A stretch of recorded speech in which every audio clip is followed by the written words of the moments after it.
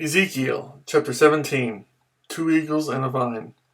The word of the Lord came to me. Son of man, set forth an allegory and tell the house of Israel a parable. Say to them, this is what the sovereign Lord says. A great eagle with powerful wings, long feathers and full plumage of varied colors came to Lebanon. Taking hold of the top of a cedar, he broke off its topmost shoot and carried it away to a land of merchants, where he planted it in a city of traders.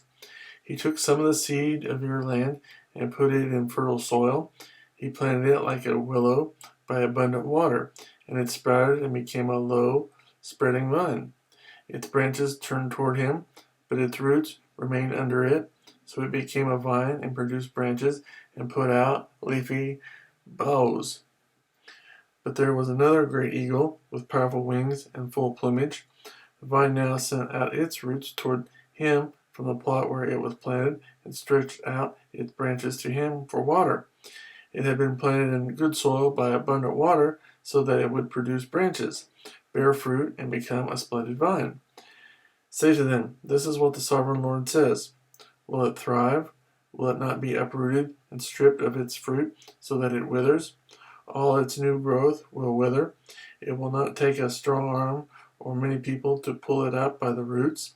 Even if it is transplanted, will it thrive? Will it not wither completely when the east wind strikes it, wither away in the plot where it grew? Then the word of the Lord came to me. Say to this rebellious house, do you not know what these things mean? Say to them, the king of Babylon went through Jerusalem and carried off her king and her nobles, bringing them back with him to Babylon. Then he took a member of the royal family and made a treaty with him, putting him under oath. He also carried away the leading men of the land, so that the kingdom would be brought low, unable to rise again, surviving only by keeping his treaty. But the king rebelled against him by sending his envoys to Egypt to get horses and a large army. Will he succeed? Will he who does such things escape? Will he break the treaty and yet escape? As surely as I live, declares the sovereign Lord, he shall die in Babylon, in the land of the king who put him on the throne, whose oath he despised and whose treaty he broke. Pharaoh, with his mighty army and great horde, will be of no help to him in war when ramps are built and siege works erected to destroy many lives. He despised the oath by breaking the covenant, because he had given his hand in pledge, and yet did all these things. He shall not escape. Therefore, this is what the sovereign Lord says. As surely as I live, I will bring down on his head my oath that he despised and my covenant that he broke. I will spread my net for him, and he will be caught in my snare.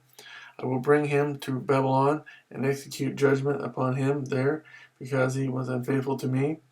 All his fleeing troops will fall by the sword, and the survivors will be scattered to the winds. Then you will know that I, the Lord, have spoken. This is what the sovereign Lord says. I myself will take a shoot from the very top of a cedar and plant it.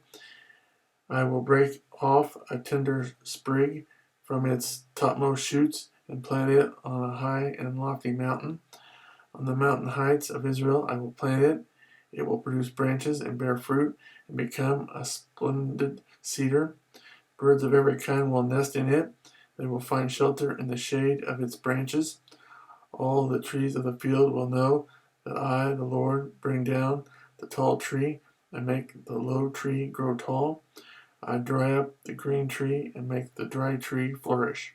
I, the Lord, have spoken, and I will do it.